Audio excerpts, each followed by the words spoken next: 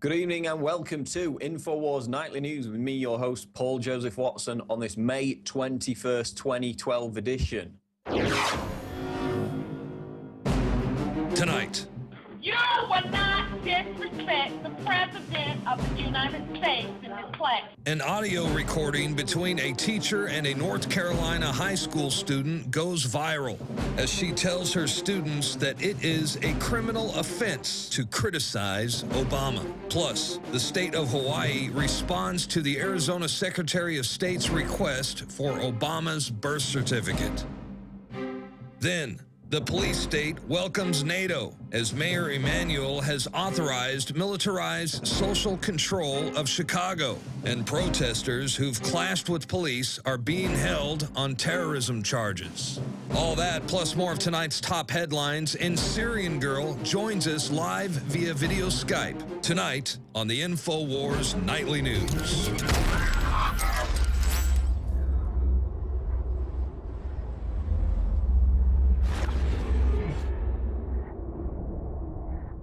Our top story tonight, teacher yells at student, criminal offense to criticize Obama.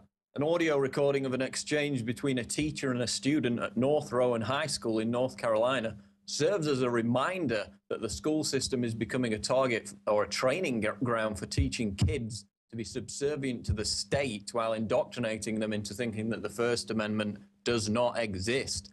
And this is an argument that was caught on a cell phone recording between a teacher and a student where the teacher's basically yelling over and over again, it's illegal to criticize our dear leader, you can't disrespect the president, it's an arrestable offense. As a social studies teacher, I cannot allow you to slander any president in here. Yes, ma'am. Past or current. Yes, ma'am. Okay. You will not disrespect the President of the United States in this classroom. I'll say what I want. Not about him, you won't. And the school actually reacted. Massive controversy online, you know, hundreds of thousands of views on the video. But the school reacted by calling it a learning experience. And no action whatsoever was taken against the teacher, even though she's basically teaching her kids in the class that the First Amendment does not exist. And in the article, we actually put out an Infowars about this. You can go and watch a deluge of other videos where children in government schools are being taught to worship Obama and also chant mindlessly his campaign slogans. You'll all remember, of course, the infamous Obama military youth drill. The cult of personality is certainly still being built up around Obama as we head towards 2012. And in some cases, you know, it rivals the kind of thing you'd expect to see out of North Korea.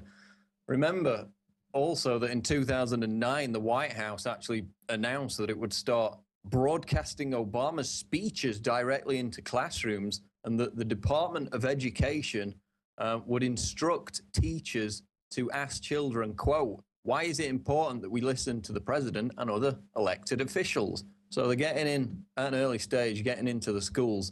And so not only are the schools now, you know, prison training centers with the surveillance cameras, the patrol cops, the drug raids, the fake attack drills, you know, watching kids via their webcams, the teachers in Pittsburgh, nothing happened.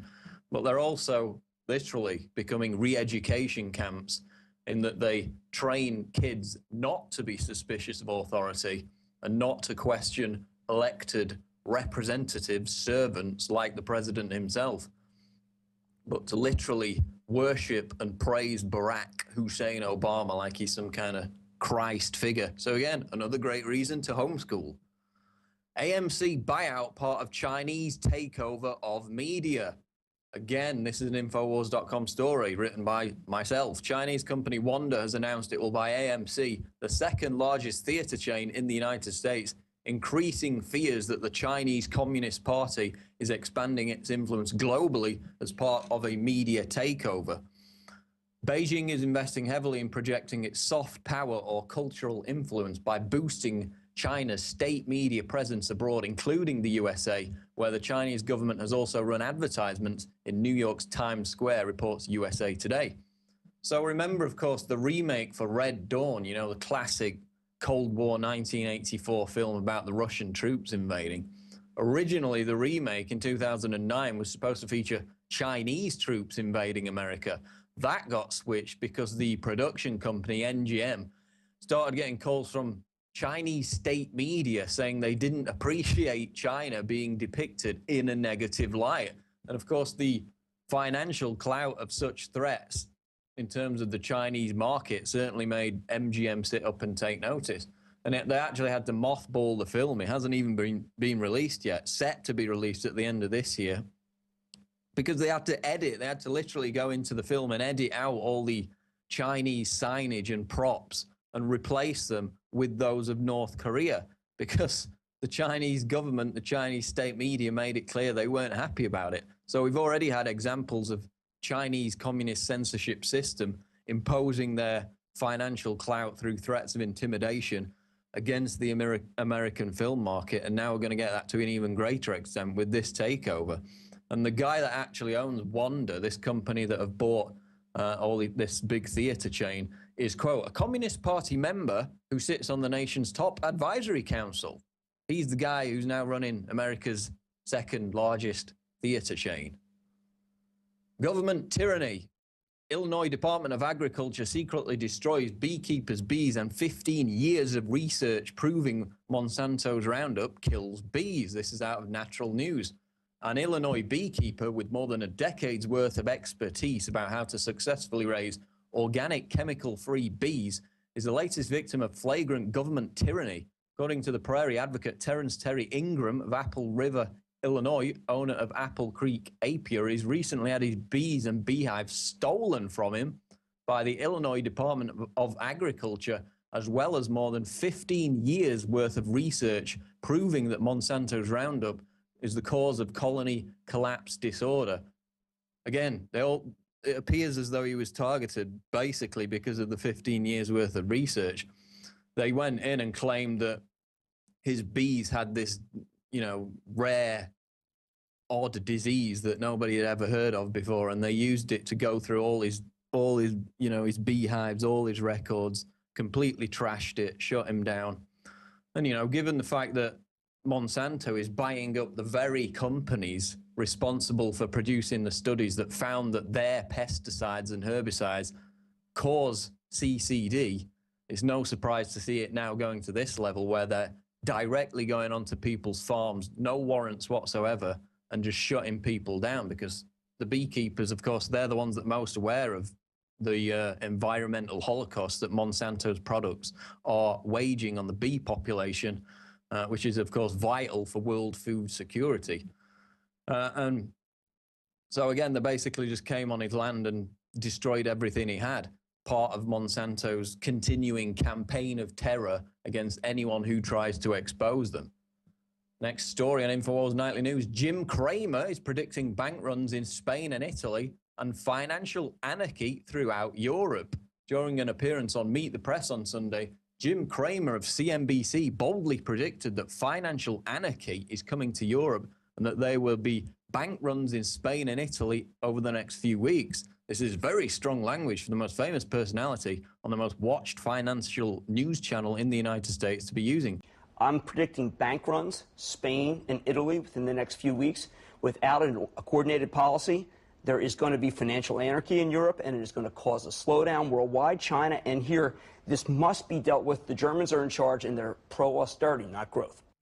Well, of course, if you were reading Infowars.com 2 or 3 years ago, you would have heard something very similar. And we're already witnessing the bank runs in Greece as of last week. Massive, what was it? Nearly $1 billion taken out in banks just over a few days. And as we reported, the elite's concern is not necessarily about Greece. Of course, they couldn't give a damn about it as an individual sovereign country. It's about the threat of a good example. If Greece drop out of the euro, and this is what top Bilderberg members have said, if they drop out and then they go on to stage an economic recovery in the aftermath of dropping out of the euro single currency, then that threat of a good example may just be too much to resist for these other European countries. And that's why the establishment has been so desperate to install its Goldman Sachs technocrats over the globe, because, they don't want to see a trickle turn into a stampede and crush their whole dream of a European federal superstate, which was, of course, the brainchild of Bilderberg itself from way back in 1955, decades before the Maastricht Treaty that formally introduced the euro single currency. Ken Bennett, Arizona Secretary of State, gets response from Hawaii on Obama birth certificate request. This is out of the Huffington Post. Arizona Secretary of State Ken Bennett has reportedly received a response from the state of Hawaii regarding his request for verification that President Obama was born in the United States. According to KTVK in Phoenix, the Hawaii Attorney General's office told Bennett that he must take a number of steps, including proving that the confirmation is necessary to update his office's records in order to receive the verification. And basically, there's a quote from Bennett: "I'm not a birther. I believe the president was born in Hawaii, or at least I hope he was. But my responsibility as Secretary of State is to make sure that the ballots in Arizona are correct and that those people whose names are on the ballot have met the qualifications for the office they are seeking." And of course, in addition to that, thousands of people from Arizona have demanded that he look into this. And of course, events on Friday told us that the birther issue is not going to go away. We've actually got quotes, though, out of TPM, kind of the leftist media response to all this. Quote, "Bennett caved to a fringe group of activists," again, thousands of people, fringe group, just in that one state alone, "who believe in a conspiracy theory that just never seems to die, no matter how much proof they get." Oh, you mean the proof of a long-form birth certificate that a 12-year-old kid with a basic knowledge of Adobe Photoshop could pull apart in 5 minutes, which is supposed to be written on a typewriter, but clearly has computerized text in it? That proof? Is that what you're talking about? Here's another one out of the Talking Points memo regarding this story. Hawaiian officials have said time and again that Obama was born there in 1961, yet the theory persists. Well, I'll tell you why the theory persists. Remember Hawaii Governor Neil Abercrombie and his efforts to get a birth certificate, copy of the long form? Well, listen to this quote.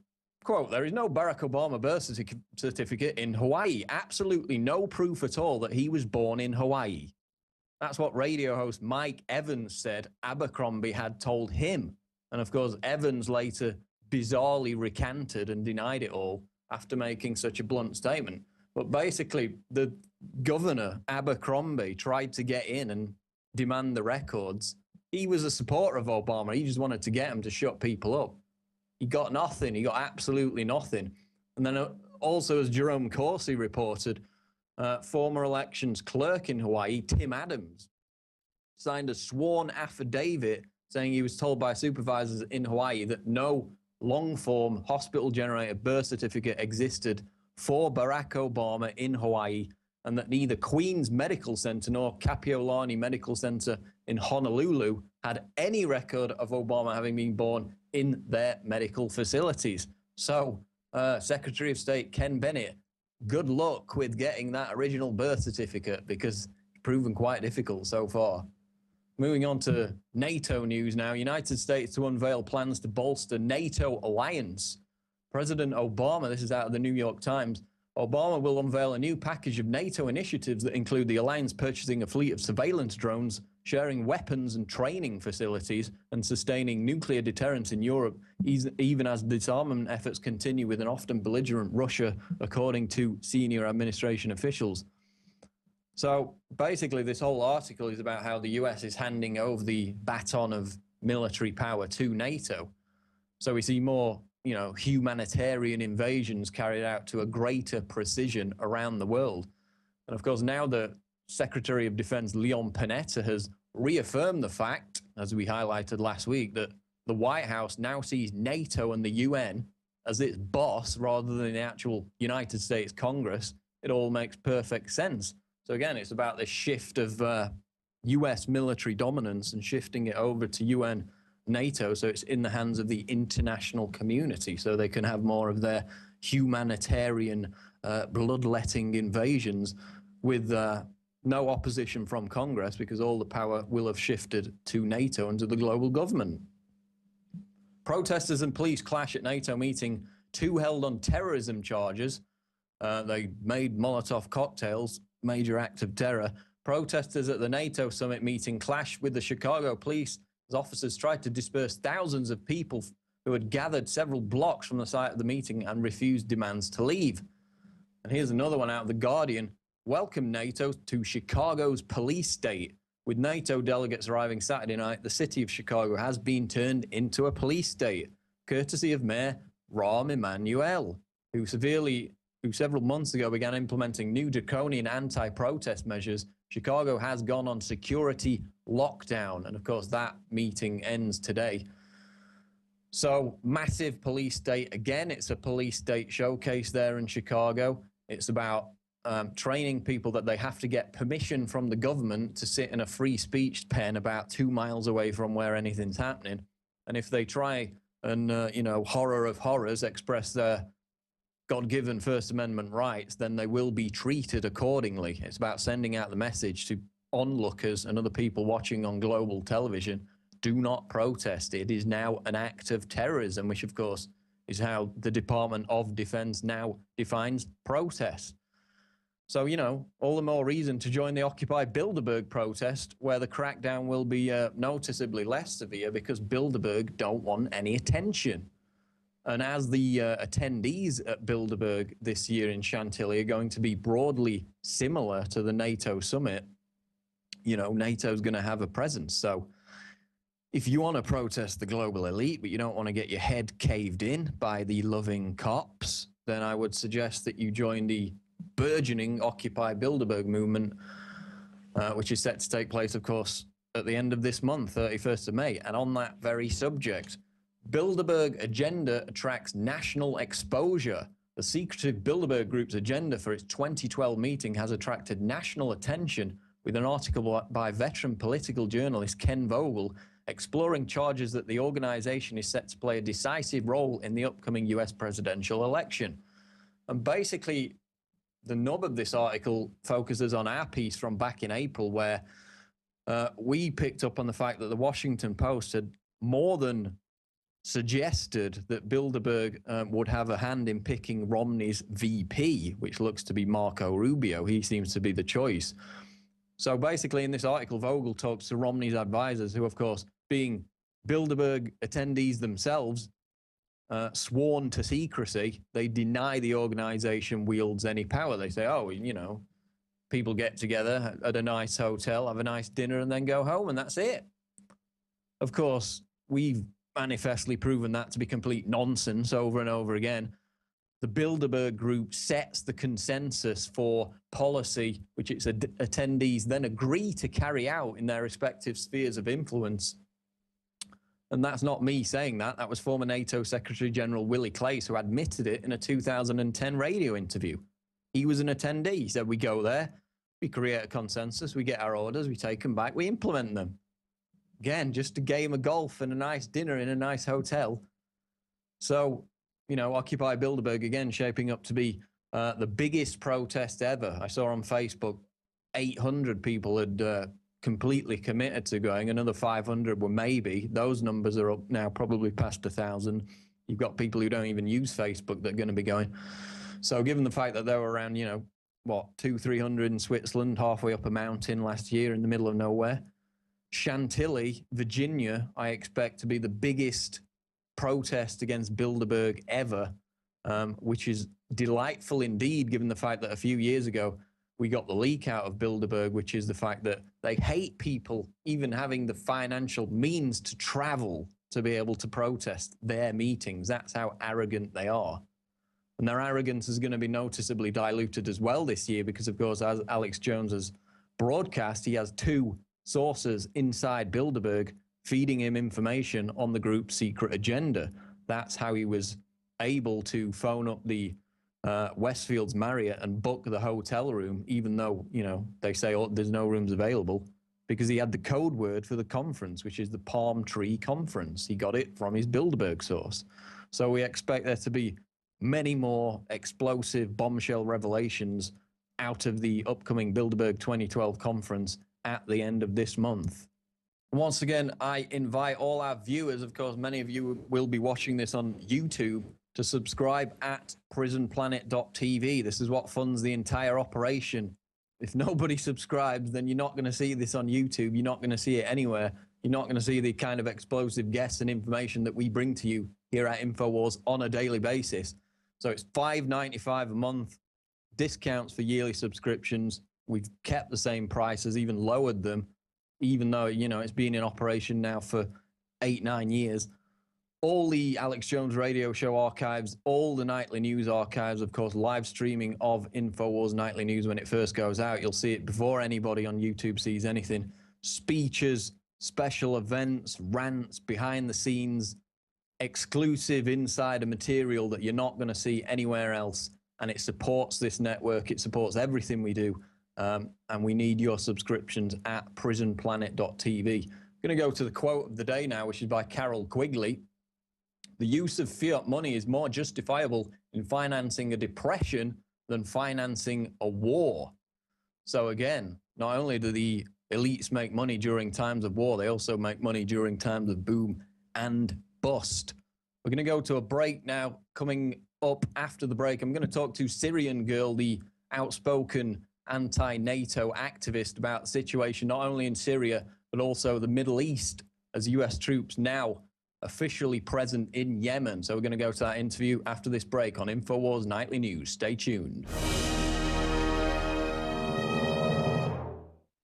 I really enjoy it when the globalists try to poison us, and, well, we resist them via a free market system. Hello, my fellow Info Warriors. Alex Jones here, introducing you to the ProPure family of gravity-fed filters. Now, you know that the globalists are filling our water with radioactive isotopes, fluoride, lead, mercury, arsenic. And one of the few systems that can efficiently and economically remove or reduce down to non-detectable levels these poisons are gravity-fed filters. And ProPure is the top of the line. Their filters are impregnated with silver, a natural antibiotic. On top of that, they're bigger, so they filter faster. You don't have to prime these the first time you use them. It's amazing. Go to Infowars.com and click on the shopping cart link to see the entire family of these babies. Now, the fluoride they add to our water is so tiny that most filters can't cut it out. But ProPure has their system that will, again, reduce it to non-detectable levels, almost get all of it out of there. That's also available. And if you look at the different systems they offer, the ProPure Big Brush Finish is on a stand, so it's easier on a table or at your restaurant or wherever you have it to go up with a glass or a mug and fill it up. Then there's this big baby right here, the ProPure King large version. Got a lot of different options that come with it. Also, they have the ProPure Big, probably one of the best values out there. And of course, it's burnished stainless steel. And then what I use on my RV, something that's great for your hunting cabin or the back porch, is the ProPure Traveler. Small and portable, but packs a huge punch, cleans out all that garbage. They also have a glass sight spigot, so you don't have to take the top off and look in the bottom area to see how much water. You can see how fast it's filtering with this optional system. The globalists obviously are hitting us through our water. It's time to take control of our lives. It's time to not give our children and families these poisons, and these systems cut it down to non-detectable levels across the board. ProPure is the name.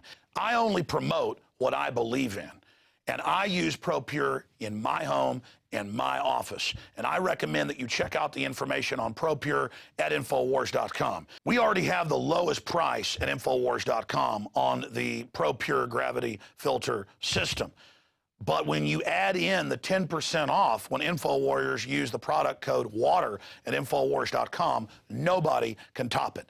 So again, it's a win-win-win. Stop drinking the poison water, checkmate the globalists when it comes to your health, and support Infowars.com and the work we're doing here. You know, many revolutionaries rob banks and things and kidnap people for funds. We promote in the free market the products we use that are about preparedness. That's how we fund this revolution against the New World Order in our move to restore our constitutional republic and a spirit of 1776 worldwide. Check it out at Infowars.com. ProPure, top of the line, #1, most powerful and effective and economical gravity-fed water system in the world. ProPure, available, discounted at Infowars.com. Don't forget product code WATER to save 10%. It's the latest generation, years in development. ProPure is the name. We're back on Infowars Nightly News, and I'm delighted to welcome now a prominent, outspoken activist against NATO's takeover in the Middle East, and of course, rising star of YouTube. It's Syrian Girl. Syrian Girl, welcome to the show.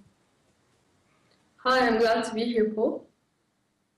Well, isn't it an amazing coincidence, as we see, of course, the humanitarian crises developing in Libya and Syria, you know, the targets of NATO regime change. Meanwhile, over in Bahrain, people are getting put in prison camps for sending tweets critical of their government. People are being killed in the country by Saudi troops. But don't worry, because the UN is holding a working group discussion about the matter. So, Syrian Girl, tell us about events in Bahrain. Well, one prominent thing you notice about Bahrain is actually missing from the mainstream media a great deal. And many people will not even know that Saudi Arabia invaded Bahrain to try to quell the uprising over 6 months ago. And now, more recently, Saudi Arabia has come up with a brilliant plan that will make Bahrain cease to exist as a country altogether, in a part of a Saudi Arabia-Bahrain unification proposal. So the people of Bahrain obviously are quite angry about this, and there's been some mass protests across Bahrain, and it's clearly a breach of sovereignty. And you know, there's been human rights violations, of course. I'm not Bahraini. I don't really like to comment on people's internal politics, but in this case, it's obvious that a foreign power has invaded a country by the request of the Bahraini government. But in the first place, the Bahraini government was a puppet of Saudi Arabia. And one of the biggest crimes of Bahrain, that the government of Bahrain did against its people, was the center square of Bahrain had a very symbolic, they called it the Pearl, and it was a statue in the middle of the square, and people used that statue to rally around, and the Bahrain government just destroyed the whole symbol, the whole statue, so people wouldn't rally around it. And that's the kind of attitude that the Bahrain people are facing. So moving on to, obviously we got that situation unfolding, being completely ignored by the establishment media in the West, while they'll still crow about the glorious Syrian rebels busy carrying out terrorist attacks again on Saturday. But meanwhile in Yemen, while Hillary Clinton, you know, admits that the US and Al-Qaeda are on the same side in Syria, in Yemen we've got US troops on the ground, again, no congressional authorization, and it's all in the name of fighting Al-Qaeda, even though we're on the same side as Al-Qaeda in Libya and Syria, the best enemies money can buy. And there's a quote here out of the LA Times today. Obama said in 2010 he had, quote, no intention of sending US boots on the ground to Yemen, but Army General David Petraeus, now head of the CIA, offered to secretly put US Special Operations troops in the country, leaked State Department cables show. Then President Saleh rebuffed his proposal, the cables show. And then we had a convenient little Arab Spring in Yemen, and Saleh, who was, you know, proving a roadblock to all this, was outed. He was toast. So, Syrian Girl, US troops in Yemen now officially. What's the core objective behind these boots on the ground that Obama promised he would never send? Well, you know, it's a little bit strange that the US is using Al-Qaeda to, in a different way in Syria, and then it's using it in Yemen as a pretext for an invasion. And you know, that might be something that we're going to see them try to do in Syria, although you know, Syria's military is quite strong, so perhaps it won't be an intervention to a level of an invasion. But with Yemen, if you asked what's the importance of it, why are they there? Well, if you look at Yemen geographically, it's right next to the Suez Canal, and it's with an African country called Djibouti. I'm not sure if I pronounced that properly. There's a little bit of a cutoff in that canal. And so Yemen is a very important country for imports and exports to go through for control. So that was one of the reasons that US troops are in there. It's interesting that we never really heard about US troops there until there was a bombing recently where one of these trainers, they're called, was injured in this bombing, although 100 Yemeni soldiers were killed in the bombing as well. Due to the CIA terrorist organization, Al-Qaeda. So we've got that situation unfolding again, another domino they're trying to topple there in the Middle East. I want to focus it back on Syria again. Because, when the Arab League went into Syria and reported there was violence on both sides, the Western establishment media couldn't care less. So then we had the also independent UN, who have now gone in as observers. And we learn from the photographic and video evidence that they're palling around with Al-Qaeda, those same, bad guys that were in Yemen to fight, and actually under protection in this independent mission, under protection of the rebels.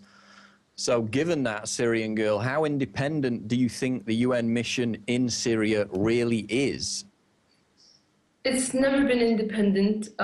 We've seen the UN, being used as a tool to create wars for a long time now.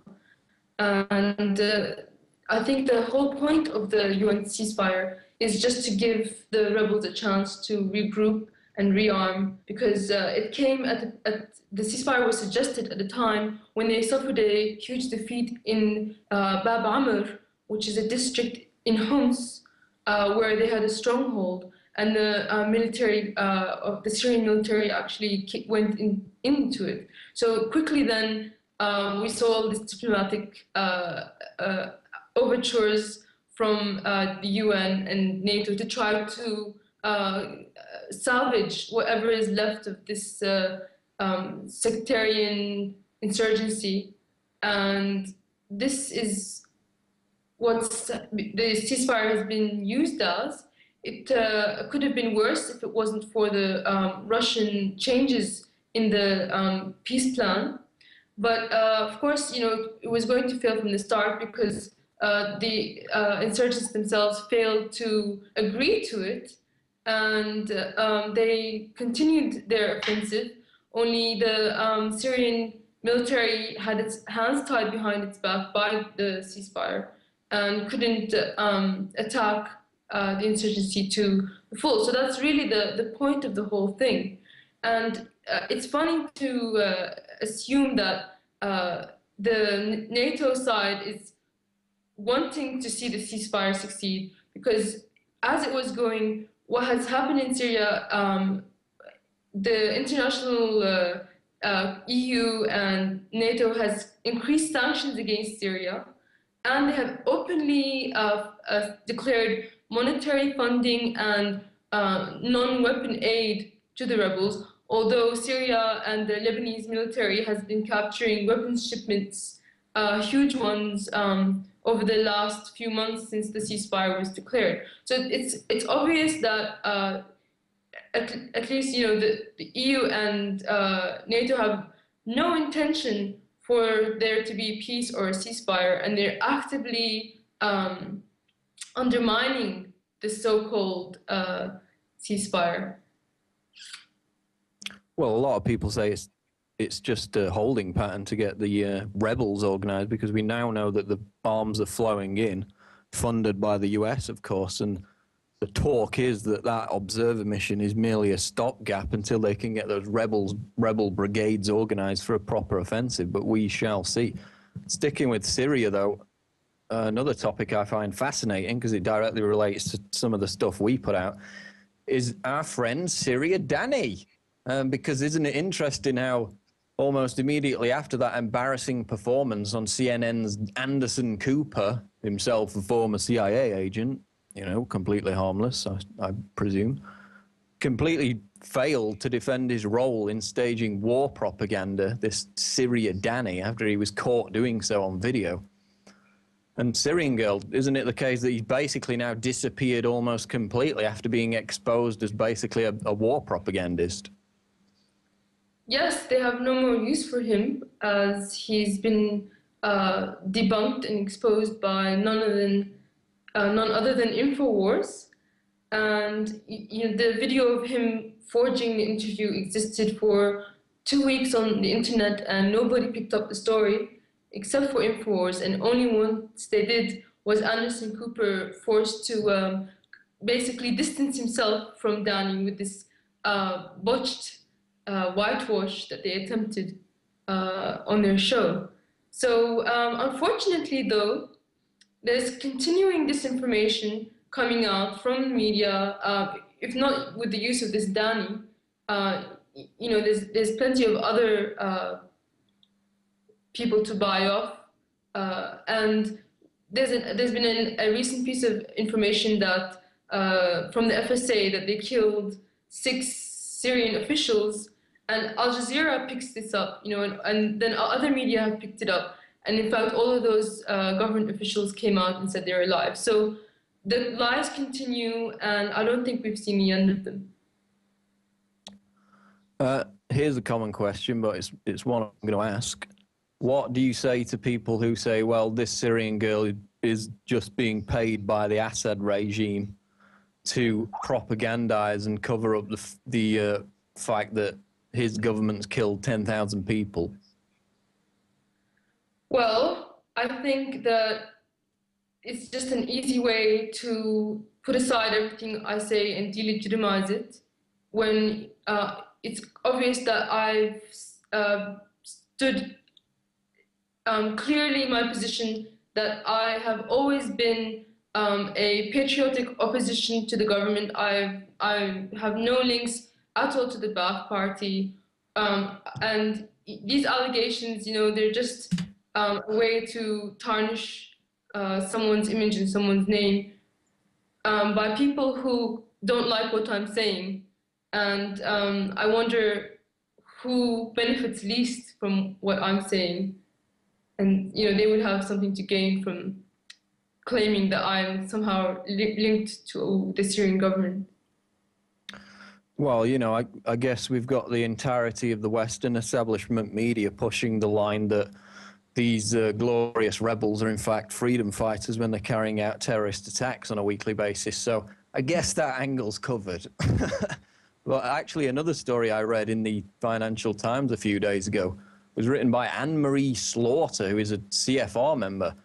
And she was basically saying, look, we've reached an impasse with the Syria situation. Nothing much is happening. They haven't, overthrown the regime as soon as they wanted.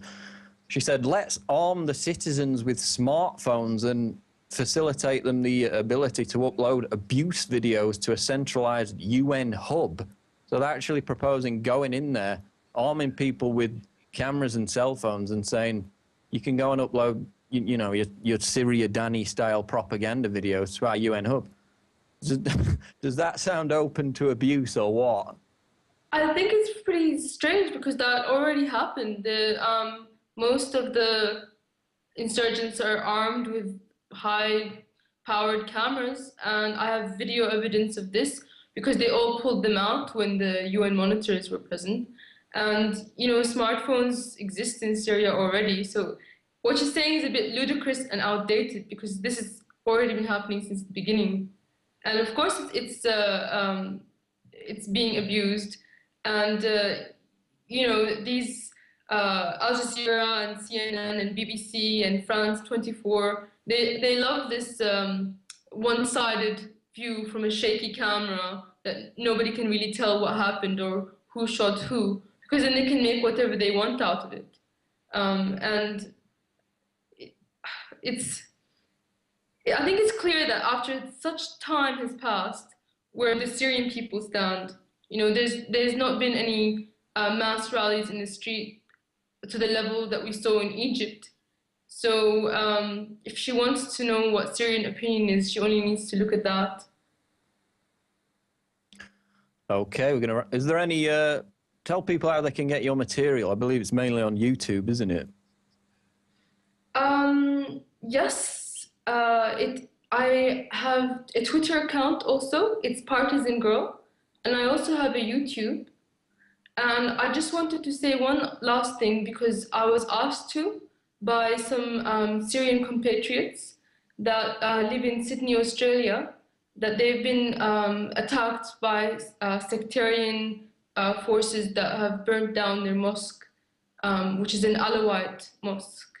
So I just wanted to say that the sectarian tone of this insurgency is just increasing. And thank you for this interview. Okay, we'll continue to watch developments in Syria and the Middle East as a whole with interest. Syrian Girl, thanks for joining us on Infowars Nightly News. Thank you. That's going to do it for this edition of Infowars Nightly News. We will see you on tomorrow night's show. Again, I urge you to subscribe at prisonplanet.tv, but that's going to wrap it up for today. Thank you.